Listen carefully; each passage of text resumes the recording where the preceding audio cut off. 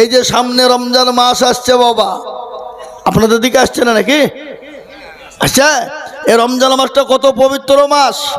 কোরআনকে তার প্রমাণ জিজ্ঞাসা করুন। কোরআন বলেছে কোন মাসে অবতীর্ণ হয়েছে? কোরআন বলে দিয়েছেন শাহরু রমাজান আল্লাযী উনজিলা ফীহিল কোরআন। আমি কোরআন অবতীর্ণ হয়েছে রমজানুল মুবারক মাসে। এই যে কোন রমজান মাস আসছে বাবা, কারোর জন্য পুষ মাস আর কারোর জন্য সর্বনাশ। কি জহমত আসছে রে, এদিনের বেলায় খেতেও পাবো না, ঘুরতেও পাবো না, বলে এই পেটান্তি। হ্যাঁ, তুই বসে খাবি, লুক করে খাবি, কেউ দেখতে না পাইলে আল্লাহ তো দেখতে পাবে না, পাবে না?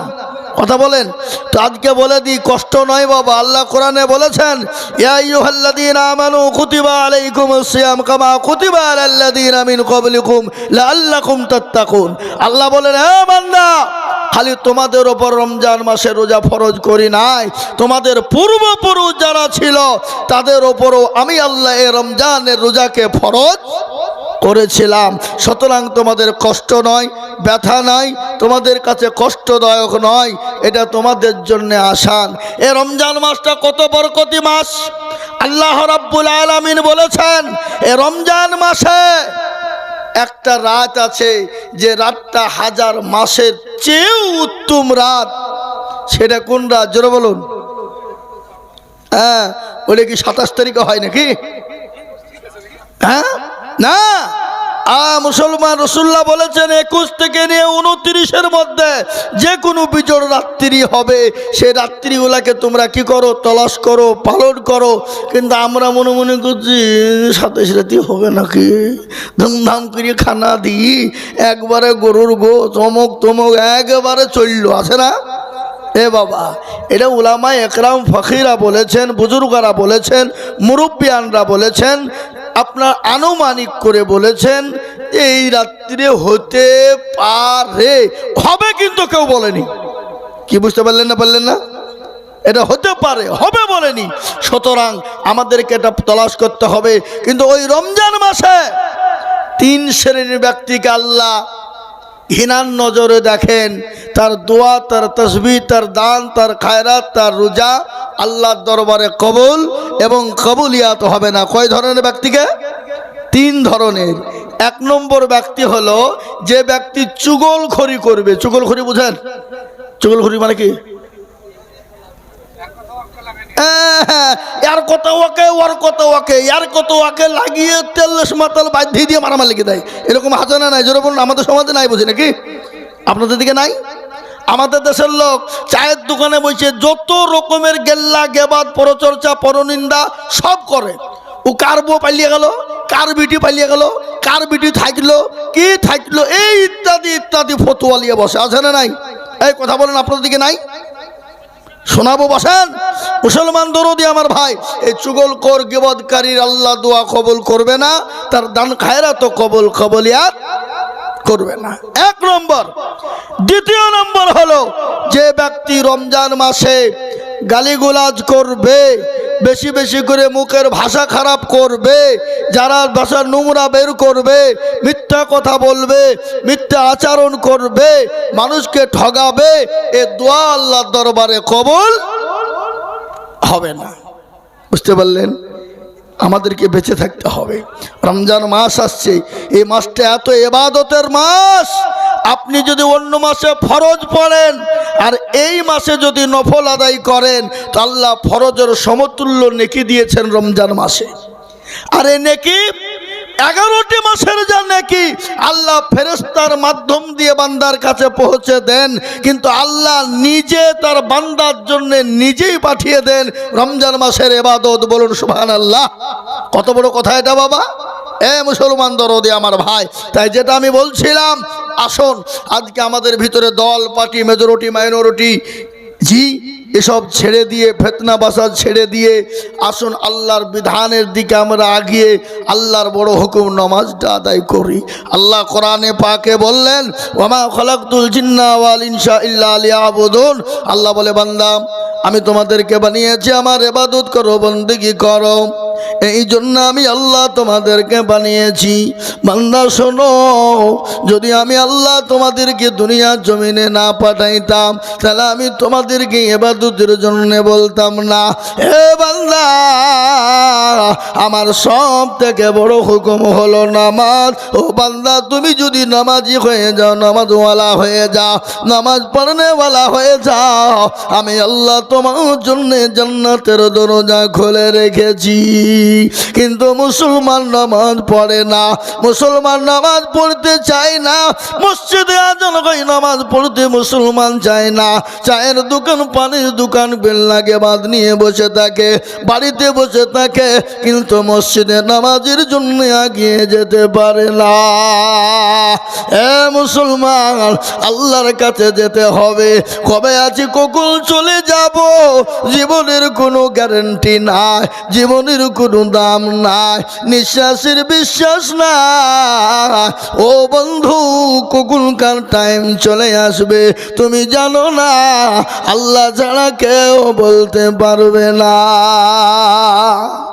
আজকে আমাদের দেশের মুসলমান নামাজ পড়ে, 98% মুসলমান নামাজ কথা কন না কেন পড়ে। আমি গতকালকে একটা হিসাব শুনলাম, আমি জিজ্ঞাসা করলাম গতকালকে যেখানে আমার জালসা ছিল, বলে এই আপনারা কতজন নামাজ পড়েন মসজিদে? তো বলছে হুজুর আমাদের দেশের নামাজ কই, ইমামটা আছে বলে কোনো সময় আজানটা হয়, যদি ইমাম মুয়াজ্জিন যেদিন থাকে না ঠিক করে আজানও হয় না।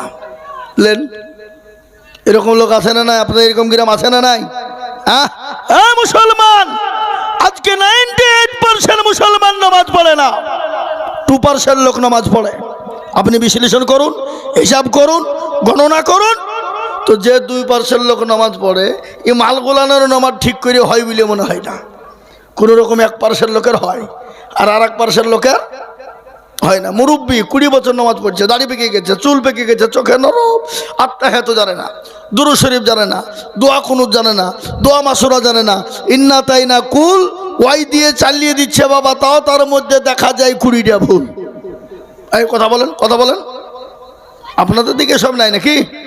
হুজুরকে কোনোদিন বলে না হুজুর আপনি তো আমাদের ইমাম সাহেব, মৌলবী সাহেব, তো হুজুর আমাদের একটু নামাজ গেলা কোরআন গেলা ঠিক করে দিলে হতো না?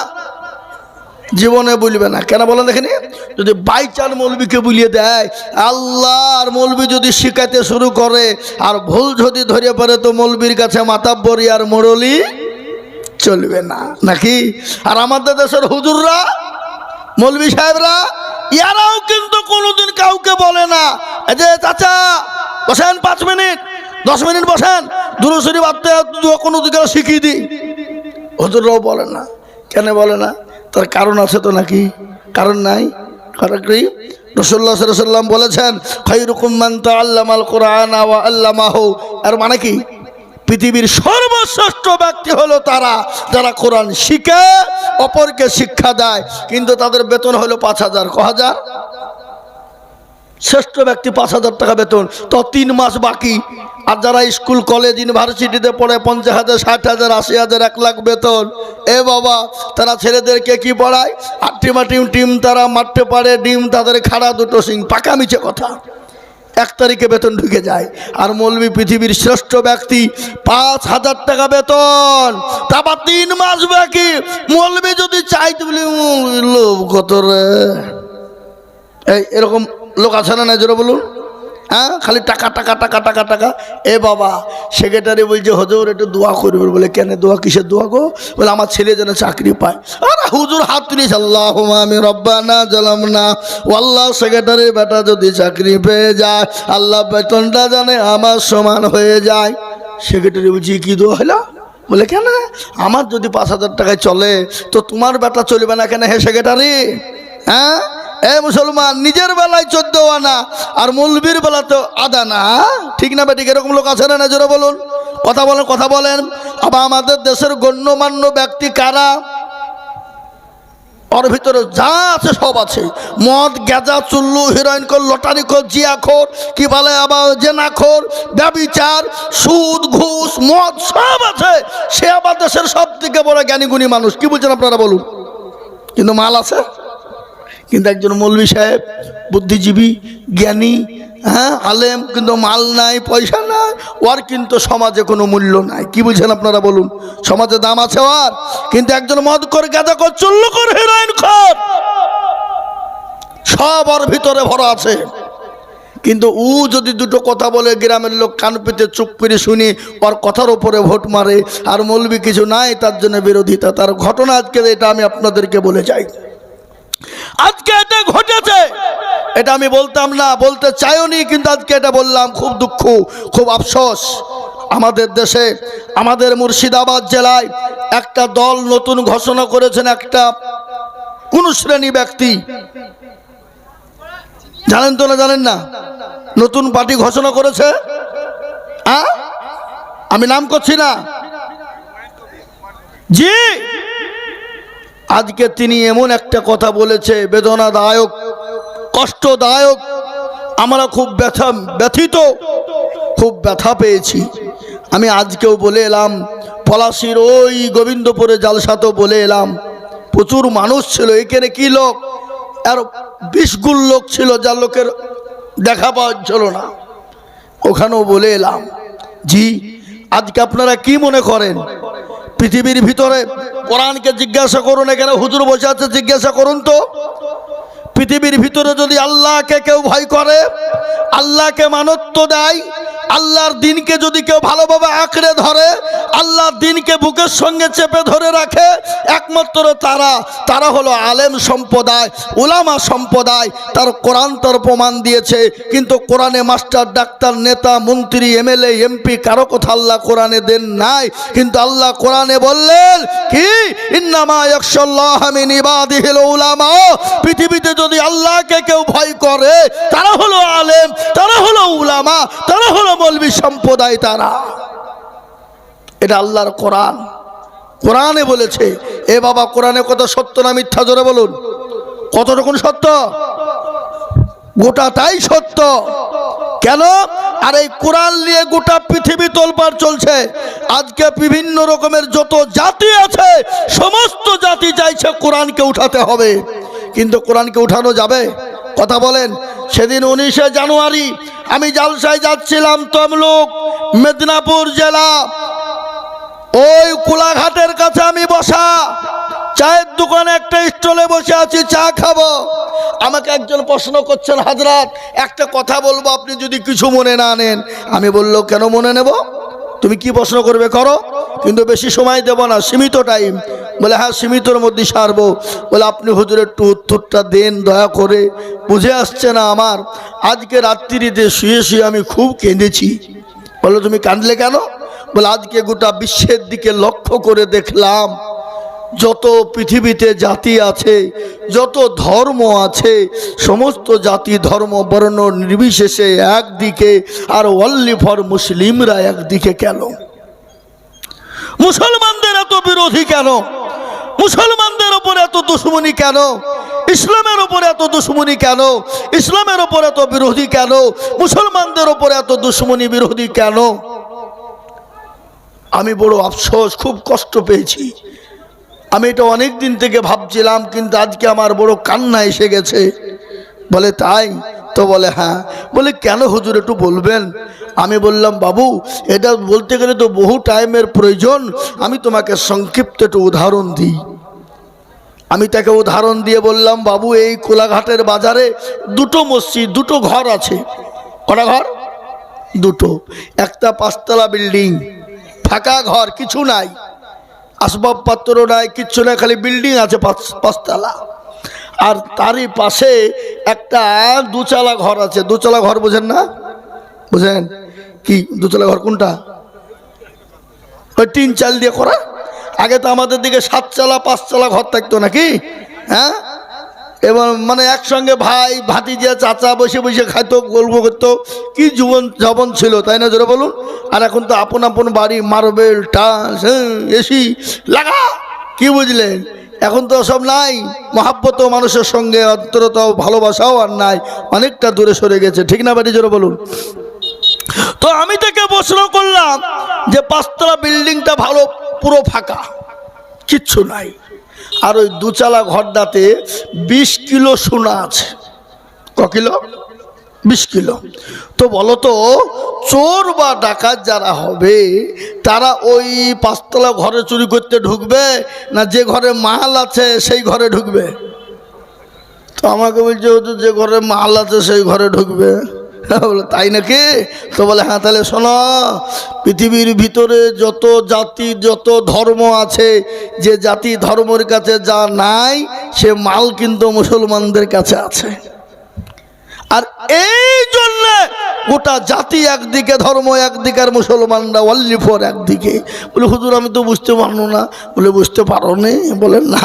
তাহলে শোনো, মুসলমানদের কাছে যেটা আছে গোটা বিশ্বের কোনো জাতি ধর্মের কাছে নাই। বলে হুজুর মুসলমানদের কাছে কি আছে? বলে মুসলমানদের কাছে যে জিনিসটা আছে, যে জিনিসটার দাম এত এত, আসমান জমিন তথা বিশ্বকে যদি একদিকে করা হয় আর ওই জিনিসটাকে যদি এক পাল্লায় করা হয়, ওই জিনিসটার ভারী পাল্লাটা ভারী হয়ে যাবে আর গোটা পৃথিবীর পাল্লাটা হালকা হয়ে যাবে। বলে তাও হুজুর বুঝতে পারলাম না। বলে সে জিনিসটার নাম কি জানো? সে জিনিসটার নাম হলো আল কোরআন, সে জিনিসটার নাম হলো কোরআনুল কারীম, যে জিনিসটার নাম হলো কোরআনুল মজিদ, যে জিনিসটার নাম হলো কোরআনুল হাকিম, যে জিনিসটার নাম হলো কোরআনুল জিকির। এটা যতদিন মুসলমানদের কাছে আছে গোটা পৃথিবী মুসলমানদের বিরোধী করবে, গোটা পৃথিবী মুসলমানদের, এটা কোন দিকে কি হয়ে গেল নাকি গো, দুশ্মনী করবে যতক্ষণ এই কোরআন আছে।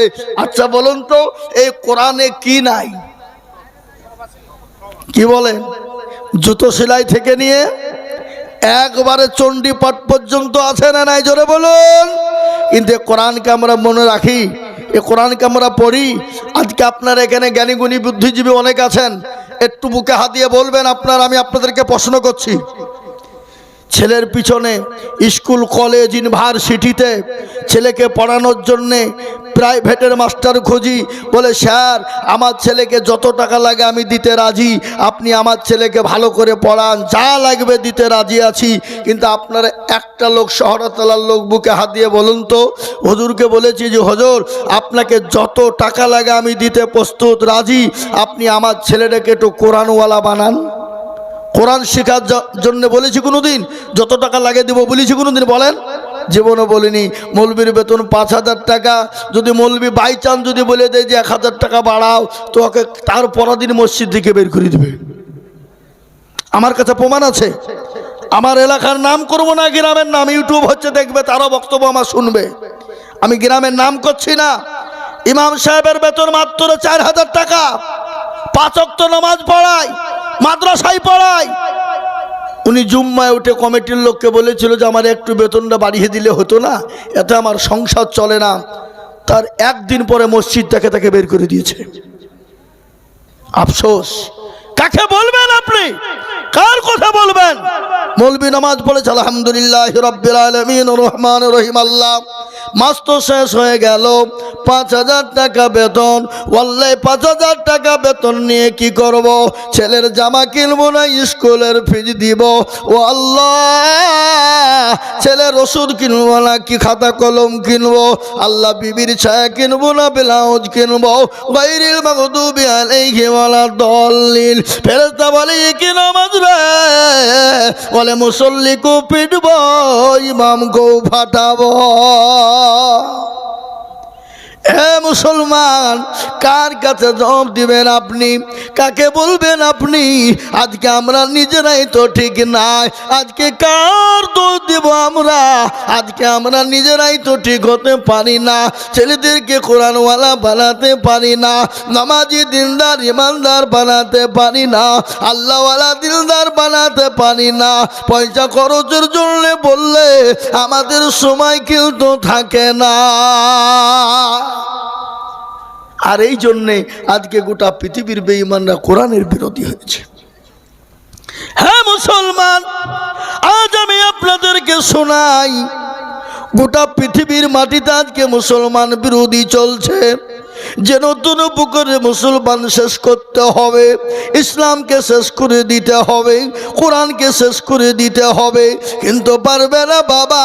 আজকে গোটা পৃথিবী যদি একদিকে হয়ে যায়, ইসলামকে শেষ করতে পারবে না, কোরআনকে শেষ করতে পারবে না। ইসলামের মালিক হলেন আল্লাহ, কোরআনের মালিক হলেন আল্লাহ। এই কোরআনের মালিককে জোরে কোন? আল্লাহ। এ মুসলমান দরুদি আল্লাহওয়ালা, দিনওয়ালা, ইমানওয়ালা, কলমাওয়ালা, আমি আপনাদেরকে জানিয়ে দিই বাবা, আজকে পশ্চিম ভারতবর্ষের জমিনেই খুঁজুন, আজকে মসজিদগুলা ভেঙে দেয়, মাদ্রাসাগুলা ভেঙে দেয়, কোরআনগুলাকে আগুন দিয়ে পুড়িয়ে দেয়, কত অত্যাচার জুলুম চলে। খালি ওটাই নয় বাবা, আজকে পশ্চিম বাংলার মাটিতে মুসলমানদেরকে কোনো সিএমপি এনআরসি করতে চায়, মুসলমানদেরকে দেশ থেকে বের করে দিতে চায়। খালি ওটাই নয়, মুসলমানদের মসজিদ, মাদ্রাসা, মারকাত, খানকা, কবরস্থান, ঈদগাহ, গোরস্থান তারা জেনে তুন উপকারে ছিনিয়ে নিতে চায়। একটাই কারণ হলো বাবা, আমরা বানাই কিন্তু আবাদ করি না, এই জন্যে আমাদের এই দশা। আজকে এখনো অনেক মসজিদে আছে ফজরের আজান ঠিক করে হয় না। কি বলছেন আপনারা বলুন? আছে না? মসজিদ বানিয়েছি মার্বেল টাইলস, কিন্তু ফজরের আজানও এখনো পর্যন্ত ঠিক করে আমাদের মুসলমানরা দিতে জানে না। আফসোস। আজকে পশ্চিম বাংলার দিকে লক্ষ্য করুন না, মুসলমানদের বিরোধী কিভাবে শুরু হয়েছে। কে বলছে 2 কোটি ঢুকেছে, কে বলছে 1.5 কোটি ঢুকেছে, কে বলছে 2.5 কোটি ঢুকে গেছে, কে বলছে 1 কোটি হয়ে গেছে, বের করে দিতে হবে। হয়েছে না হয় না? জোরে বলুন। বলেছে না বলেনি? তার জন্য এশায়ার করলো। এশায়ার করে আল্লাহর কি কুদরত, আল্লাহ আমাদের পাশে আছেন বাপ, কিন্তু মুসলমানের দোষ আছে বাবা। কবি বলেছেন তনখামা দাগে দাগে শোধ, বম্বা গোজা গোজানে হাম, সারা অঙ্গে ব্যথা, কোথায় ওষুধ লাগাবো খুঁজে পেছিনি আমরা।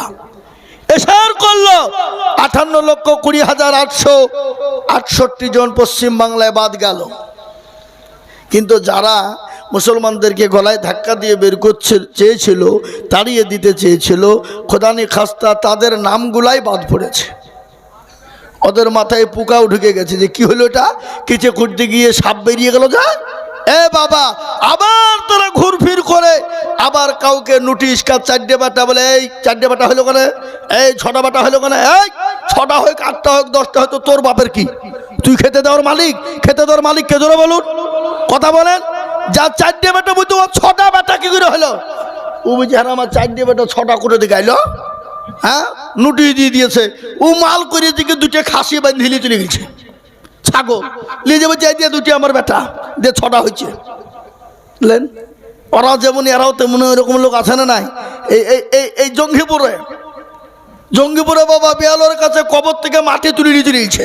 বুঝি এখানে কি ব্যাপার, মাটি কি হবে? বলে তোরা কাগজ বিশ্বাস করবি নি, তুই ইয়াল নিবি নি, ওয়াল নিবি নি, তো মাটি লিখেছি, ডিএনএ ভর ভরে চেক কর, আমরা কোথাকার মালতা লে। এ বাবা হয়েছে না হয় না? জোরে বলুন। কিন্তু একটা কথা আপনাদেরকে বলে দিই, ওরা 2002 সালের ডকুমেন্টস কেন, আরও যদি পেছনের 20 বছর আগকার যদি তারা ডকুমেন্টস চায়, তো মুসলমানরা দিতে পারবে না? পারবে না? কি মনে হয় আপনাদের? আছে না নাই? অবশ্যই আছে বাবা, কেউ ঠেকাতে পারবে না। যদি বলে আমরা ডকুমেন্টস নিব না, তোদের বাপ দাদা, তার দাদা, পদ্দাদা, অমক দাদা যারা মারা গেছে তাদের লিয়াই দেখি ডকুমেন্টস কি আছে। তো যারা মারা গেছে তাদেরকে তো আমরা এখানে মাটি দিয়েছি নাকি বলেন, না অন্য দেশে দিয়েছি? তাদের মাংসগুলা পচে গেল, হাড়গুলা তো পচেনি। হাড়গুলাকে লিয়ে গিয়ে যদি বলে লিয়েছি ডিএনএ ভরে দে, দিয়ে চেক করারা কোথাকার মাল বলি দিবে, বলে দেবে না? দেবে না? জোরে বলুন। তারপরেও যদি না মানে, পৃথিবী যখন, দুনিয়া যখন জন্ম তৈরি হলো, সেই সময় সর্বপ্রথম সর্বমানুষ যিনি দুনিয়ার জমিনে এসেছিলেন, তিনার নাম কি? জোরে বলুন, কি নাম? আদম নবী আলাইহিস সালাম। তিনি তো ভারতের মাটিতেই প্রথম এসেছিলেন। এ বাবা, ওয়ালাকাদ কাররামনা বানি আদম। এ মুসলমান, আমরা তিনারই তো আওলাদ, সুতরাং এর থেকে আর কি প্রমাণ নিবে? আর আমরা যদি বলে তোদের প্রমাণ দে, তোরা লিয়াই, তোদের বাপ দাদা, তার দাদা, পদ্দাদা আছে লিয়াই, ক্ষমতা আছে দেওয়ার? কথা বল আছে? ওদের তো হাড় গুড় যা ছিল মুচড়িয়ে একবারে আগুন দিয়ে পুড়িয়ে ছাই করে একবারে মাজন হয়ে গেছে। কি বুঝছেন আপনারা বলুন? সুতরাং আমাদেরকে তাড়িয়ে দেওয়া তো সম্ভব নয়। এদেশে আমাদের জন্ম, এদেশেই আমাদের মৃত্যু হবে। আমাদেরকে ডিভোটার করে, আমাদেরকে ভোটার তালিকা থেকে বাদ দিয়ে, আমাদেরকে দেশ থেকে বের করে দিয়ে ডিটেনশন ক্যাম্পে ভরবা, আর তোমরা লাইনে দাঁড়িয়ে ভোট দেবা, আর আমরা বসে বসে ললিপপ চুষবো নাকি? কি মনে করছেন আপনারা বলুন? হ্যাঁ, না, অত সহজ নয় আমাদেরকে দেশ থেকে বের করে দেওয়া। এই দেশে তো মুসলমানরা 800 বছর রাজত্ব করেছিল। কত বছর? 800 বছর। কিন্তু মুসলমানরা রাজত্ব করতে গিয়ে কোনো জাতি, কোনো ধর্ম, কোনো বর্ণ, কোনো নির্বিশেষে কিনে মন্দির, গির্জা, গুরুদুয়ার ভেঙেছে। কোনো নজির আছে আপনাদের কাছে? কোনো ইতিহাস আছে? যদি মুসলমান চাইতো ভারতের জমিনে গির্জা, মন্দির থাকবে না, গুরুদুয়ার থাকবে না, তাহলে ভারতবর্ষের জমিনে কোনো জাতি থাকতো না। কিন্তু মুসলমানরা ইসলাম পন্থী, দিন দরদি, নবীর প্রেমিক, কোরআনের প্রেমিক। আল্লাহ কোরআনে বলেছে লাকুম দীনুকুম ওয়ালিয়া দিন, তোমার ধর্ম তোমার কাছে, আমার ধর্ম আমার কাছে। লা ইকরাহা ফিদ্দিন, ধর্মের ব্যাপারে কোনো ভ্রান্তি নেই, তোমরা বাড়াবাড়ি করো না। এটা ইসলাম বলেছে, কোরআন বলেছে।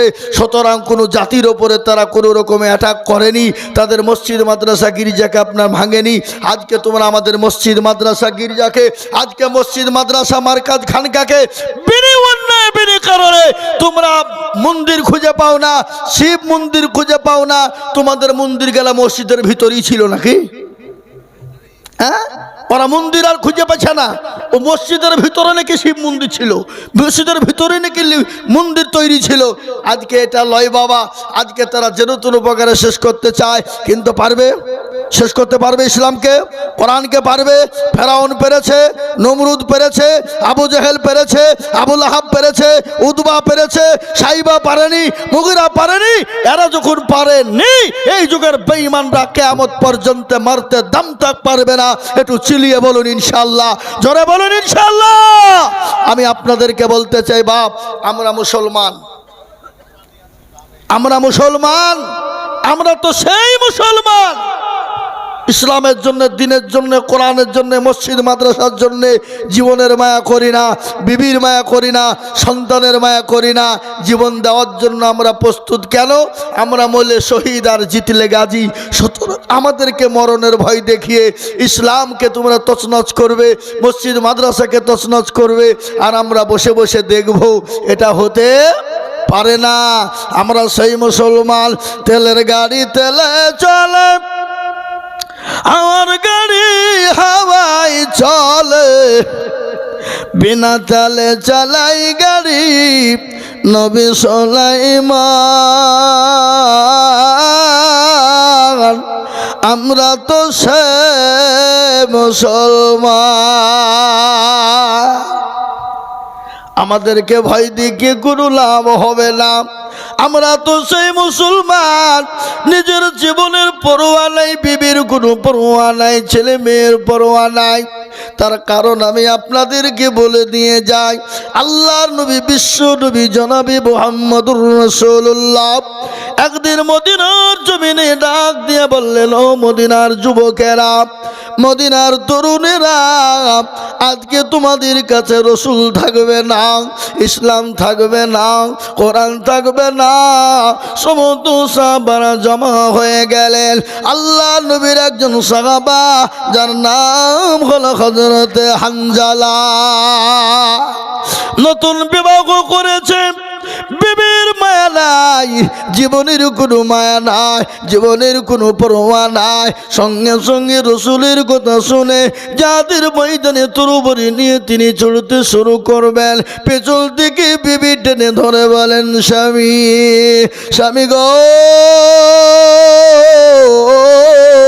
আপনি যাবেন যান, আপনাকে বাধা দিব না, কিন্তু স্বামী আপনার উপর গোসলটুকুন ফরজ হয়েছে, আপনি দয়া করে মেঘের মেহেরবানি করে আপনি গোসলটুকুন সেরে যান। বিবিকে ডাক দিয়ে বলে, বিবি রে, আমি কার জন্য গোসল করবো বলো? যে নবী দুনিয়ার জমিনে থাকবে না, যে ইসলাম জমিনের ভিতরে থাকবে না, আমি কার জন্য গোসল করবো বিবি বলো? হযরতে হানজালা বিবির কত পরোয়া না করে অলঙ্গা তরবারি নিয়ে জাহাদের ময়দানে চলে গেল। কাফের বেঈমানদেরকে জাহান্নামের টিকিট কানা ধরিয়ে দিলেন, তিনি নিজেও শহীদ হয়ে গেলেন। আল্লাহর নবী দেখলেন ইসলামের দামামা বেজে গেল, কলেমার দামামা বেজে গেল। রাসূলুল্লাহ বললেন, ও সাহাবারা, তোমরা লাশগুলাকে একত্রিত করে জমা করো, জমা করার পর তাদেরকে দাফন কাপড়ের ব্যবস্থা করে দাও। সমস্ত সাহাবারা লাশগুলাকে একত্রিত করলেন, দাফনের ব্যবস্থা করবেন।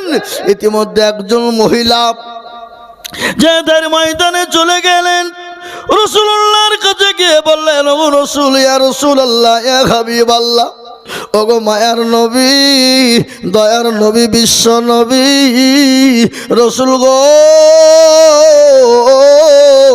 আচ্ছা বলুন তো, পেয়ারা নবী তিনি মায়ার নবী কিনা, তিনি দয়ার রসুল কিনা? বদল আছে না?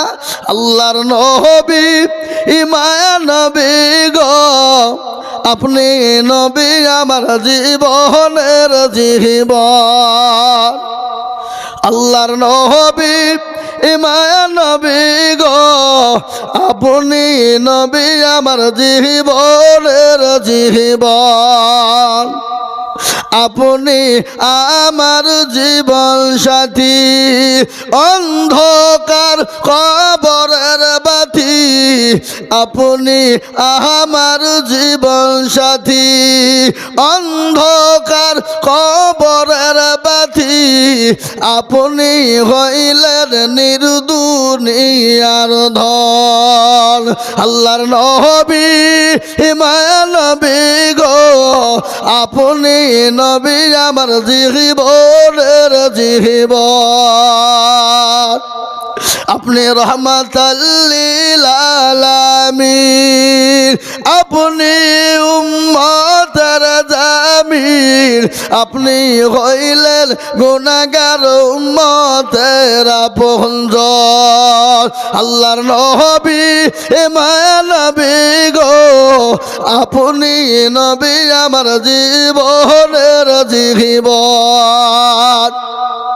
দেখিয়া আপনার মজেজা, ভাগবতী হলেন মা খাদিজা, দেখিয়া আপনার মজেজা, ভাগবতী হলেন মা খাদিজা, সোফা দিলেন জীবন যৌবন। মাল দৌলত যে ছিল আপনাকে সোফা দিল, আপনাকে বানাইলো আপনজন। আল্লাহর নবী মায়া নবী গো, আপনি নবী আমার জীবনের জীবন। এ মুসলমান, তিনি তো মায়ার নবী, দয়ার নবী, বিশ্ব নবী। হযরতে হানজালার বিবি বললেন, ইয়া রাসূলুল্লাহ, নবী গো, আমি জানি যারা শহীদ হয়ে যায় তাদেরকে কোনো রকম গোসল করানো হয় না। ইয়া রাসূলুল্লাহ, দয়া করে আমার স্বামী হানজালাকে গোসল টুকুন করে দেবে। রাসূলুল্লাহ দেখলেন, সাহাবাদেরকে খুঁজতে বললেন, কোথায় হানজালার লাশ? খোঁজো। কোথাও যখন খুঁজে পাওয়া গেল না, রাসূলুল্লাহ আকাশের দিকে লক্ষ্য করলেন, টুপে টুপে জানে পানি নিচের দিকে পড়ে যায়। কিছুক্ষণ পর রাসূলের সামনে লাশ হাজির হয়ে গেল। রাসূলুল্লাহ হানজালার লাশের দিকে তাকায় আর চোখ দিয়ে ঝরঝর করে পানি। রাসূলুল্লাহ চোখ দিয়ে যখন ঝরঝর করে পানি ঝরে যায়, সাহাবারা বললেন, ফিদাকা ইয়া রাসূলুল্লাহ, নবী গো, আপনি কেন কান্না করেন, চোখে কেন পানি? বলে, ও সাহাবা, জীবনের কোনো মায়া নাই, জীবনের কোনো দাম নাই। হযরতে হানজালা নতুন বিবাহ করেছে, বাসর ঘরে পুরুষের বিবিকে রেখে দিয়ে জীবনের মায়া না করে ইসলামের জন্য জীবন দিত দ্বিধাবোধ করে না। নবীর প্রেমিক কাকে বলে, নবীর ভালোবাসা কাকে বলে, নবীর মোহাব্বত কাকে বলে? আজকে আমাদের দেশের যুবকেরা, আমাদের দেশের নওজোয়ান তরুণেরা, এরা কিন্তু এখনো পর্যন্ত নবীর নাম জানে না। এমনও মুরব্বী আছে রসুলের নাম কি সেটাও বলতে পারে না। আছে না নাই জোরে বলুন?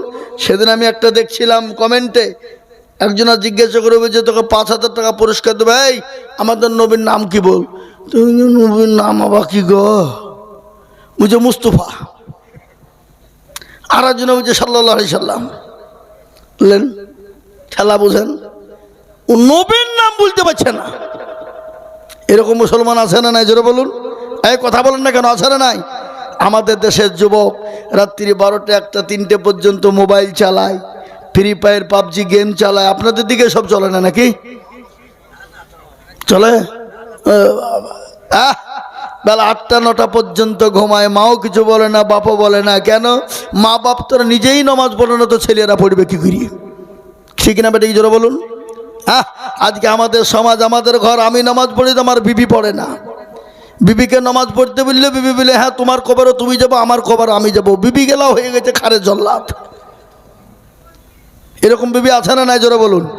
হ্যাঁ, এই বিবির হাতে কে কে মার খেয়েছেন হাত তুলেন দেখি। কেউ তুলবে না। এ বাবা, মার খাইলেও তুলবে না। তুলবে? মানিজ্যতের ব্যাপার। হ্যাঁ, কিন্তু বিবিকে কে কে মারিয়েছেন বললেন হাত তুলে দিবে। আছে, এরকম লোক আছে। আমি আপনাদেরকে বলি বাপ, আল্লাহওয়ালা, এই যে 14ই ফেব্রুয়ারি আসছে, আপনাদের দিকে আসছে কিনা জানি না। এরকম আজকে হুজুর কত তারিখ? 9 তারিখ। এই যে 14ই ফেব্রুয়ারি আসছে, আমাদের মুসলমানরা পালন করবে ভালোবাসা দিবস।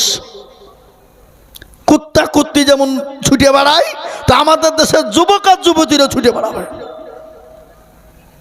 ভালোবাসা দিবস পালন করবে। ইসলাম এটাকে হারাম বলে দিয়েছে, হারাম করেছে, নিষিদ্ধ করেছে। এটা হলো খ্রিস্টানদের কালচার। 1 এপ্রিল মুসলমানরা পালন করে, এটা খ্রিস্টানদের কালচার। এই যে 14ই ফেব্রুয়ারি ভালোবাসা দিবস, কিসের ভালোবাসা দিবস?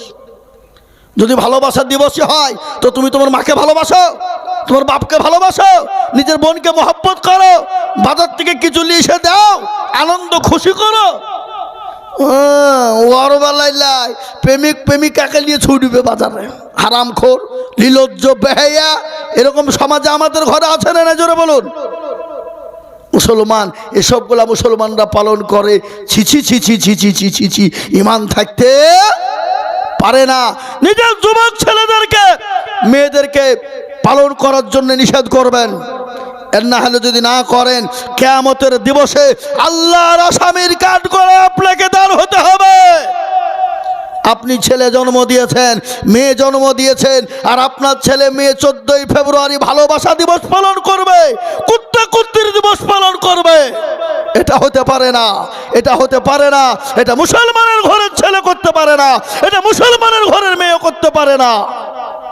জি ভাই আমার, দরদ, ইসলাম দরদি, আল্লাহওয়ালা, দিনওয়ালা, ইমানওয়ালা, আমি বলবো মুসলমান আসুন নামাজি হই, দিনদার হই, কোরআনওয়ালা হই। রাসূলুল্লাহ সাল্লাল্লাহু আলাইহি ওয়াসাল্লাম যেদিন দুনিয়া থেকে বিদায় হয়ে যাবে, প্রচণ্ড বুকে যন্ত্রণা, আহা, মাথায় যন্ত্রণা, সহ্য হয় না। হযরতে জিবরিল আলাইহিস সালাম এলেন, এসে বললেন ইয়া রাসূলুল্লাহ আপনি কেমন আছেন? বলে আমি মোটেও ভালো নাই। বলে জিবরাইল আমার প্রচণ্ড বুকে যন্ত্রণা, মাথায় যন্ত্রণা, আমি সহ্য করতে পারি না রে জিবরাইল। বলে ইয়া রাসূলুল্লাহ আমি একটা নতুন ফেরেশতা আজকে এনেছি গো নবী, যে ফেরেশতা জীবনেও কোনোদিন কারো কাছে অনুমতি নেই না। ইয়া রাসূলুল্লাহ আপনি যদি অনুমতি দেন আমি সেই ফেরেশতা আপনার কাছে আনব। নবী বলেন, ও জিবরাইল, আমি যদি অনুমতি না দিই তাহলে কি হবে? বলে, নবী গো, আপনি যদি অনুমতি না দেন সে চলে যাবে। রসুল বলে, না না, তাকে আমার কাছে আসতে দাও। বিশ্ব নবী দয়ার নবীর কাছে চলে এলেন। হযরত আজরাইল আলাইহিস সালাম এসে সালাম দিলেন। রাসূলুল্লাহ সালামের উত্তরখানা দিলেন। বলে, ইয়া আখি আজরাইল, বলো তুমি কেমন আছো? বলে, রাসূল আমি ভালো আছি। বলে, ইয়া রাসূলুল্লাহ আপনি কেমন আছেন? বলে, আমি মোটেও ভালো না, আমার প্রচন্ড বুকে যন্ত্রণা, মাথায় বড় যন্ত্রণা। বলে, নবী গো, আল্লাহ আমাকে আপনার কাছে পাঠিয়েছে। ইয়া রাসূলুল্লাহ, আপনি যতদিন মন চায় আপনি দুনিয়ার জমিনে আপনি থেকে যান, কিন্তু ইয়া রাসূলুল্লাহ আপনি দুনিয়ায় যতদিন মন চায় আপনি থাকতে পারেন, কিন্তু আল্লাহ আপনার দিদারে পাগল হয়ে আছে।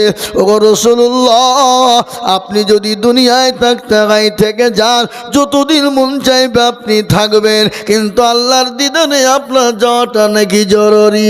আল্লাহ নবী বললেন, আজরাইল আমার দুনিয়ায় থাকার কোনো প্রয়োজন নেই, আমার আল্লাহর সঙ্গে দিদারে দেখা করাটাই বড় প্রয়োজন।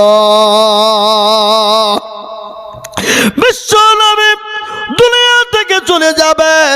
বিবিদের কথা বলে নাই, লাতিদের কথা বলে নাই, মেয়েদের কথা বলে নাই, সাহাবাদের কথা বলে না, বারংবার একটাই কথা বললেন, ও আমার সাহাবারা নামাজ, ও আমার উম্মত উম্মতিরা নামাজ, ও আমার সাহাবারা নামাজ, আইমা মালাকাত আইমানুকুম নামাজ, ও আমার সাহাবারা হলো সালাত। রাসূলুল্লাহ বারংবার নামাজের কথা বলে গেলেন। বিশ্ব নবীর জন্য কবুল করার জন্য আজরাইল আলাইহিস সালাম যখন বুকে হাতখানা দিলেন, রাসূলুল্লাহ দুই চোখের কোণো দিয়ে গড় গড় গড় গড় করে পানি ঝরে যায়। হযরত আজরাইল বললেন, ইয়া রাসূলুল্লাহ, আল্লাহ নবী বললেন, আজরাইল রে, আমার এত কষ্ট হয়, গোটা উহুদ পাহাড়টা আমি নবীর বুকের উপরে জানে বসে গেল। বলো আজরাইল, আমার উম্মত উম্মতির নাকি কষ্ট হবে, আমার উম্মত উম্মতি কি কষ্ট পাবে? রাসূলুল্লাহকে বললেন, নবী গো, আপনার উম্মত উম্মতির কষ্ট হবে না। বলে, কেন হবে না? ইয়া রাসূলুল্লাহ, ছোট বাচ্চাগুলা যেমন মায়ের কোলে স্তনে দুধ খেতে খেতে যেমন ঘুমিয়ে যায়, কোনো বুঝতে পারে না। ওগো রাসূলুল্লাহ, যারা আপনার উম্মত উম্মতি হবে, যারা মুমিন মুমিনা হবে, যারা দিনদার দিনদারিনী হবে, যারা কলমাওয়ালা নামাজি হবে, ইমানদার আল্লাহওয়ালা হবে, মসজিদ মুখী দিনমুখী হবে, রাসূল গো, তাদের জান্নাত যখন কবুল করা হবে, তারা কোনো রকম ভাবে টের পাবে না। সেই মুসলমান আজ নামাজ পড়ে না। কেন নামাজ পড়বো না? সাহাবাদের বাড়িতে খাবার ছিল না, সাহাবাদের বাড়িতে অর্থ ছিল না, কিন্তু তোদের জীবনের কোনোদিন নামাজ কাজা ছিল না। আল্লাহ নবীর একজন সাহাবা, যার নাম হলো হযরতে তালহা, তিনি প্রতিদিন মসজিদে নববীতে নবীজির পিছনে নামাজ পড়তেন। প্রতিদিন নামাজ পড়ে মসজিদ থেকে বেরিয়ে যেতেন। সাহাবারা বললেন, ইয়া রাসূলুল্লাহ, ও আল্লাহর হাবিব, আপনার সাহাবা হযরতে তালহা কোরআনের মজমাতে বসে না, আপনার মজমাতে বসতে মন চায় না, সে কি মুশরিক হয়ে গেল? রাসূলুল্লাহ বললেন, না না না না, এরকম কখনোই তোমরা বলবে না, মানুষের পিছনে না জেনে না বুঝে বলবে না। বিশ্ব নবী বললেন, ও সাহাবারা শোনো, এবার যখন আযান হয়ে যাবে, ফজরের নামাজ পড়তে আসবে, হযরতে তালহাকে তোমরা বসতে বলবে। বলে, কেন? বলে, রাসূলুল্লাহ তাকে বসতে বলেছে। ফজরের আযান হয়ে গেল, আযানটা দিলেন কে? হযরত বিলাল হাবশী রাদিয়াল্লাহু তাআলা আনহু। তিনি যখন আযান দিলেন, সমস্ত সাহাবারা একে একে জমা হয়ে গেল। ওই বিলালের ঘটনা আমি আপনাদেরকে একটু বলি। হযরতে বিলাল তিনি কি ছিলেন? নবীজির 6,500 সাহাবা ছিল। 6,500 সাহাবার ভিতরে আল্লাহ নবীর সব থেকে কাছের সাহাবা, নবীকে সব থেকে বেশি মহব্বত করতেন যিনি, যার নাম হলো হযরতে বিলাল। ওই বিলালের একটা ঘটনা চলে এলো মনে। আল্লাহ নবী যখন সিদরাতুল মুনতাহা, নবীজি যখন মিরাজের রাত্রি গিয়েছিলেন, জান্নাত জাহান্নাম গমন করেছিলেন, রাসূলুল্লাহ জান্নাতের ভিতরে তিনি ঘুরফির করতেছিলেন। ইতিমধ্যে রাসূলুল্লাহ বললেন, আমি যখন জান্নাত জাহান্নামের ভিতরে ঢুকছিলাম, আমার মনে একটু ডাউট বাজছিল, বড় ভয় মনে হচ্ছিল, কিন্তু আমি ওই জান্নাতের ভিতরে আমি একটা পায়ের আওয়াজ শুনতে পেলাম। আমি আজ উপলব্ধি করলাম এই পায়ের আওয়াজটা কার? এই পায়ের আওয়াজটা হলো হযরত বিলাল হাবশী রাদিয়াল্লাহু তাআলা আনহু। রাসূলুল্লাহ মিরাজ থেকে ফিরে এলেন, আসর পরে বিলালকে ডেকে বলেন, বিলাল রে, ও বিলাল, বলো তুমি কি এমন আমল করো? বলেন, নবী গো, আমি তো আপনার মূর্খ সাহাবা, আমার তো কোনো জ্ঞান না, আমার তো কোনো বুদ্ধি না। ইয়া রাসূলুল্লাহ, আমি কোনো আমল করতে পারি না। বলে, আবু বিলাল, বলো বলো কি এমন তুমি আমল করো? আমি জান্নাতের ভিতরে যখন ঘুরতেছিলাম, বিলাল গো, আমি তোমার পায়ের আওয়াজ ওই জান্নাতের ভিতরে দেখতে পেলাম। বলে, ইয়া রাসূলুল্লাহ, আমি বিলাল তো আমল করি না। রাসূলুল্লাহ, আমল যখন ওযু চলে যেত, আমি সঙ্গে সঙ্গে বিলাল আমি ওযু করে নিতাম, আর ওযু করার সঙ্গে সঙ্গে ওযুর 2 রাকাত নামাজ আদায় করতাম। নবী বলে, ও বিলাল, এ আমল তুমি ছেড়ে দিও না, যতদিন বাঁচবা এ আমলটা তুমি ধরে রাখবা। ওই বিলালের ঘটনা, বিলালের ওপর এত অত্যাচার হয়েছিল, এত অত্যাচার হয়েছিল, রাসূলের জীবনে রাসূলকে সব থেকে বেশি ভালোবাসতেন।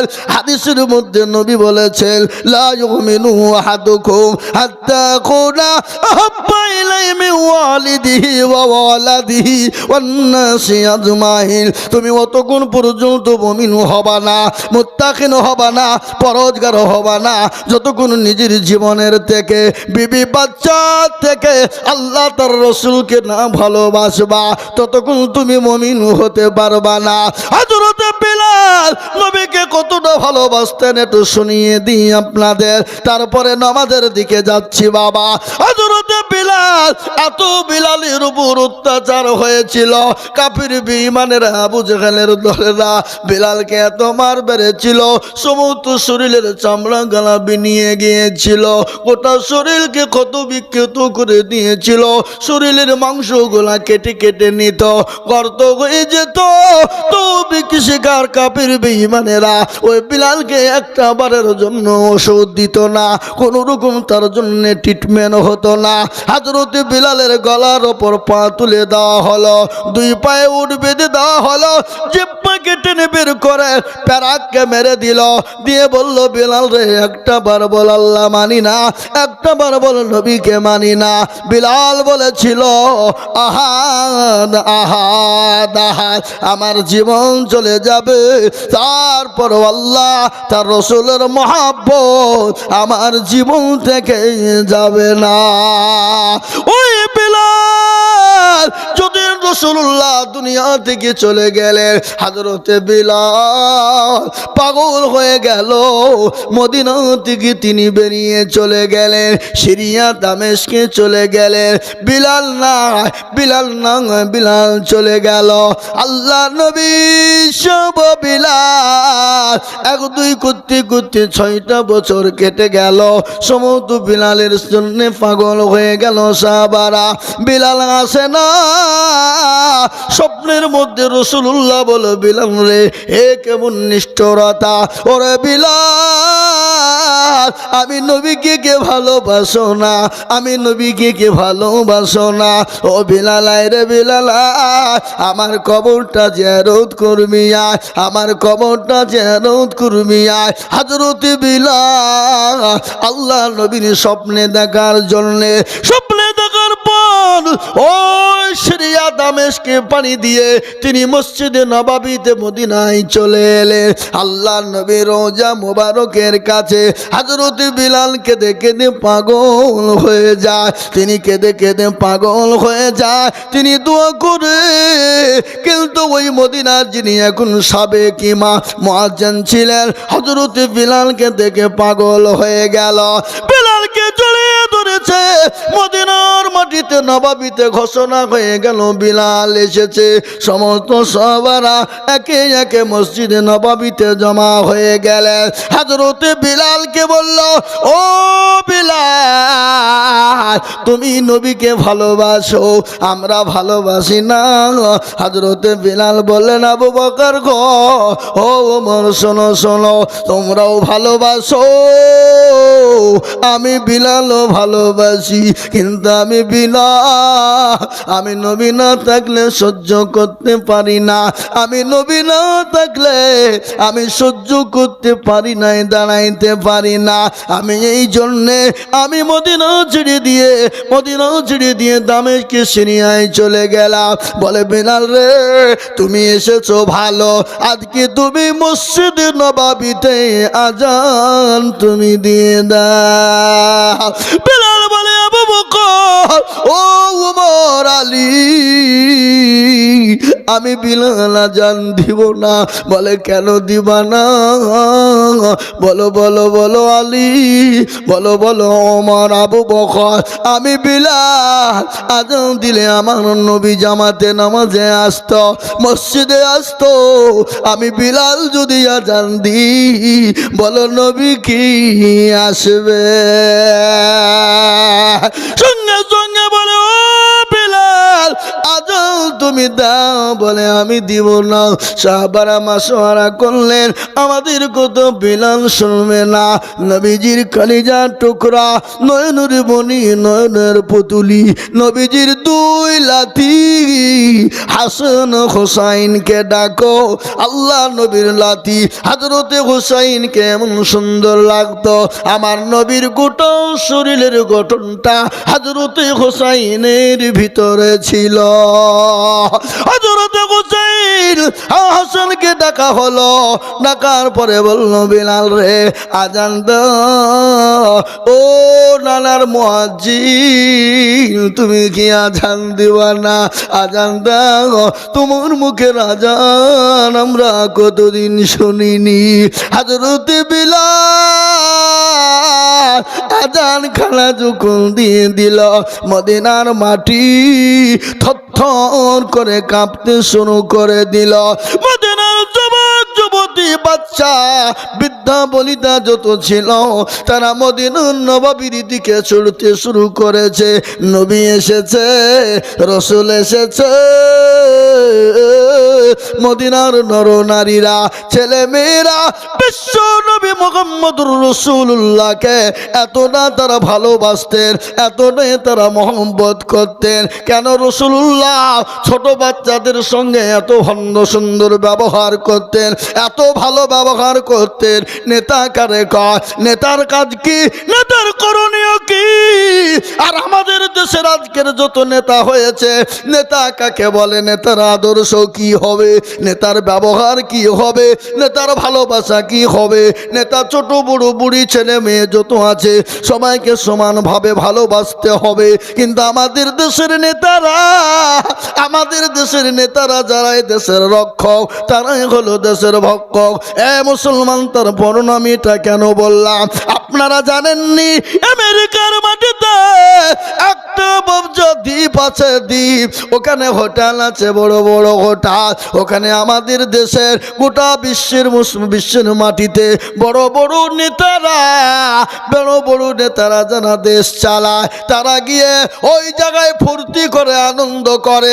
আনন্দ ফুর্তি শুধু নয় বাবা, 8-9 বছরের 10 বছরের মেয়েদেরকে নিয়ে গিয়ে তাদের সঙ্গে কুনজর, তাদের দিকে তাকায়। খালি কুনজর নয়, তাদের সঙ্গে নারী নির্যাতন করে, তাদের সঙ্গে ধর্ষণের ব্যবহার করে।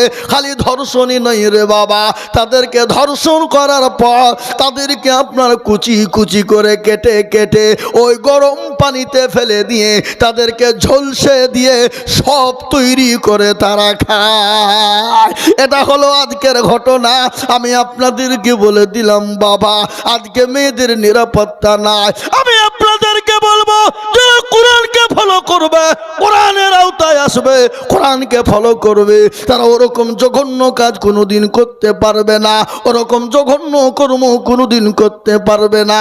আবার আমি খবর শুনলাম যে মেয়েদের সঙ্গে নির্যাতন, যৌন নির্যাতন হতো, যে মেয়েদের সঙ্গে যৌন নির্যাতনের পরে ওই বাচ্চা, ওই মেয়েগুলাকে ঘরের ভিতরে ভরে রাখতো, তাদের পেটে বাচ্চা আসতো, ওই মেয়েগুলার পেটগুলাকে চিরে দিত, চিরে দেওয়ার পর ওই বাচ্চাগুলাকে বের করে তারা সুন্দর করে সব তৈরি করে খায়, আর বসে বসে তারা আনন্দ নেয়।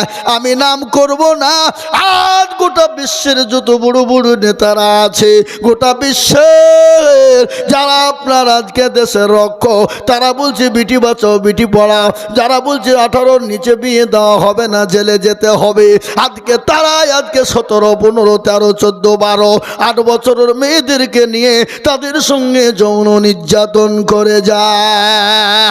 রাসূলুল্লাহ সাল্লাল্লাহু আলাইহি ওয়াসাল্লাম তিনি কি ব্যবহার করেছে, কি ব্যবহার না করেছে, ছোট বাচ্চাদের সঙ্গে কি ব্যবহার করেছে, মেয়েদের সঙ্গে কি ব্যবহার করেছেন, উনি রাসূলুল্লাহ আজ থেকে 1450 বছর আগে তিনি বর্ণনা দিয়ে গেছেন, ঘোষণা দিয়ে গেছেন। ওটার ওপর যদি আমরা চলতাম, আজকে দেশের ভিতরে নারী নির্যাতন হতো না, জানা ব্যভিচার হতো না, আজকে কোনোদিন নারী নির্যাতন, জানা ব্যভিচার হতো না।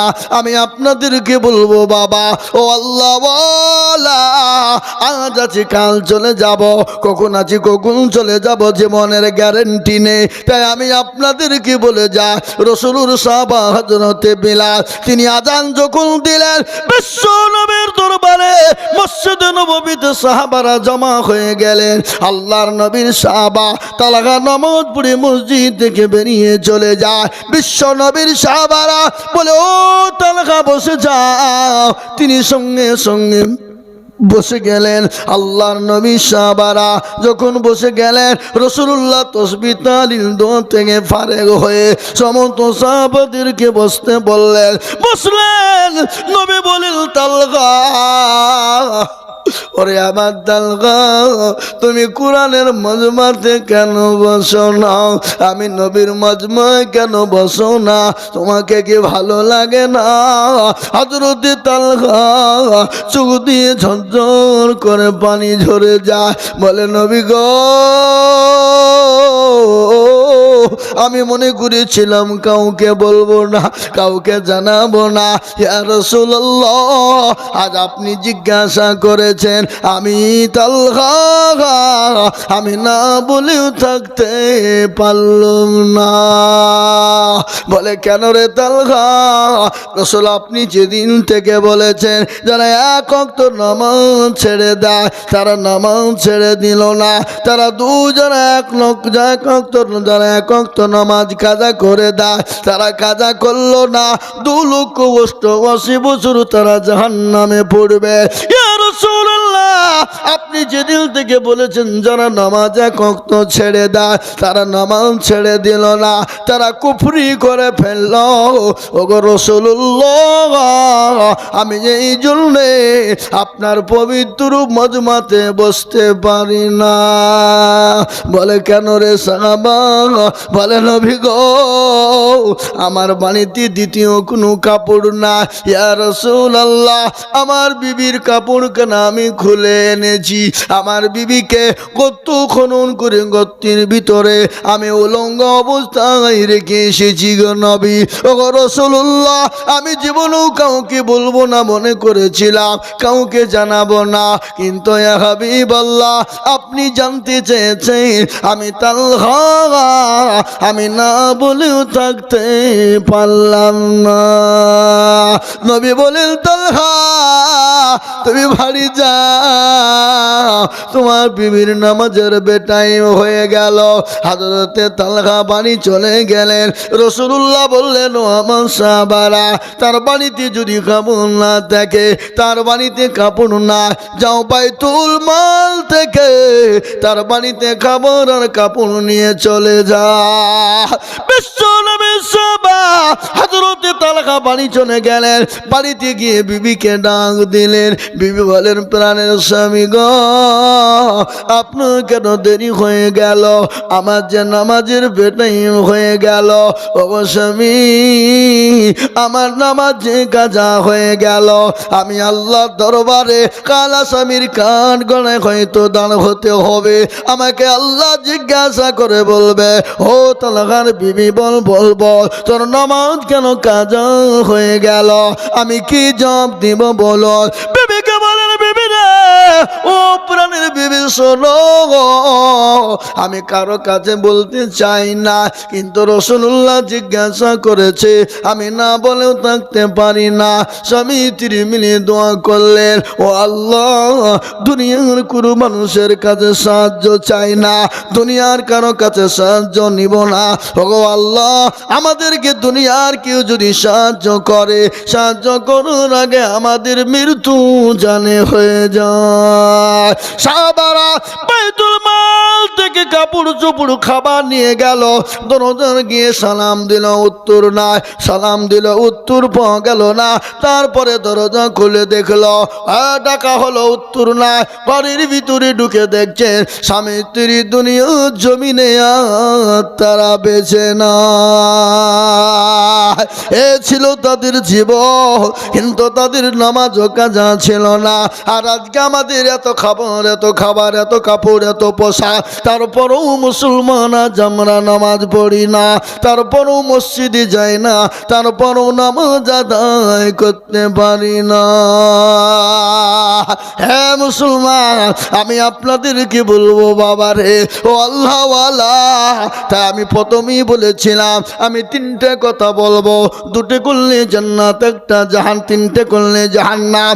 এক নম্বর, আপনি যে কাজটা করবেন, যে কাজটার নাম হলো নামাজ, নামাজ, নামাজ। কেউ যদি 5 ওয়াক্ত জামাতের সঙ্গে, পাবন্দির সঙ্গে যদি নামাজ আদায় করতে পারে, এভাবে খুশু খুজুর সঙ্গে নামাজ আদায় করতে পারে, সুন্দরভাবে নামাজ আদায় করতে পারে, আল্লাহ তার জন্যে জান্নাতের 8টা, আল্লাহ তার জন্যে জান্নাতের 8টা দরজা খুলে দিবে। সে জান্নাতে চলে যাবে, পৃথিবীর কেউ তাকে বাধা দিতে পারবে না। এক নম্বর, 5 ওয়াক্ত নামাজ পড়বে, খুশু এবং খুজুর সঙ্গে নামাজ আদায় করবে, জান্নাতে প্রবেশ করবে, কেউ ঠেকাইতে পারবে না। এক নম্বর। দ্বিতীয় নম্বর হলো ওই ইবাদতটা করবেন। কোন ইবাদতটা? আমার পূর্বে মাওলানা জয়নুল আবেদিন তিনি কথার দ্বারাই বুঝিয়ে দিয়ে গেছেন। কি বলেছেন জানে? তিনি বলে গেছে, মা বাপের খিদমত করবে, মা বাপকে কোনোদিন কষ্ট দেবে না, মা বাপকে কোনোদিন গালি দিবে না, মা বাপের সঙ্গে কোনোদিন খারাপ ব্যবহার করবে না, মা বাপের সঙ্গে অত্যাচার জুলুম করবে না, মা বাপের সঙ্গে অন্যায় করবে না, মা বাপকে শব্দটুকুন দিবে না। কোরআন তার প্রমাণ দিয়ে বললেন, ওয়াকুল্লাহুমা কাউলান কারীমা।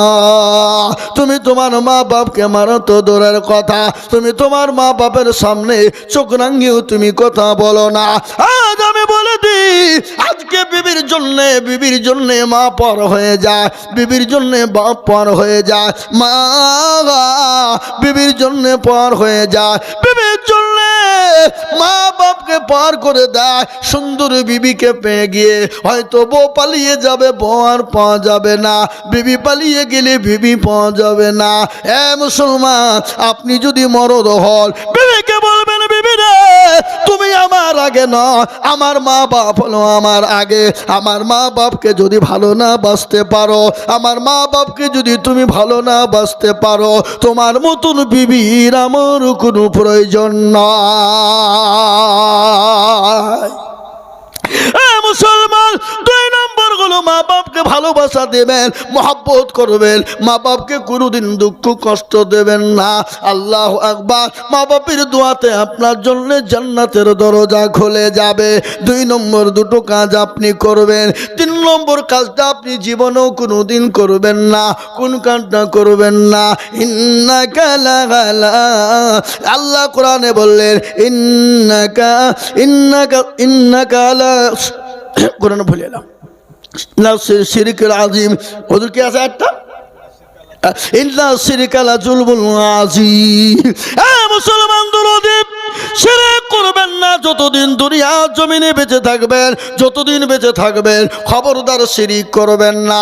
শিরিক যদি করে, আল্লাহর সঙ্গে যদি শিরিক হয়ে যায়, আপনি নামাজ রোজা হজ যাকাত ইবাদত যতই করুন না কেন, আপনি আল্লাহর জান্নাত যেতে কিন্তু পারবেন না। সব থেকে বড় গুনাহ হলো ইন্না শিরকা লা যুলমুন আযীম। সব থেকে বড় গুনাহ হলো শিরকের গুনাহ। শিরকের গুনাহ আল্লাহ সব গুনাহ ক্ষমা করবেন, কিন্তু শিরকের গুনাহ ক্ষমা হবে না। আপনাদের দেশের লোক শিরক করে না নাকি? শিরক করে না? আলহামদুলিল্লাহ।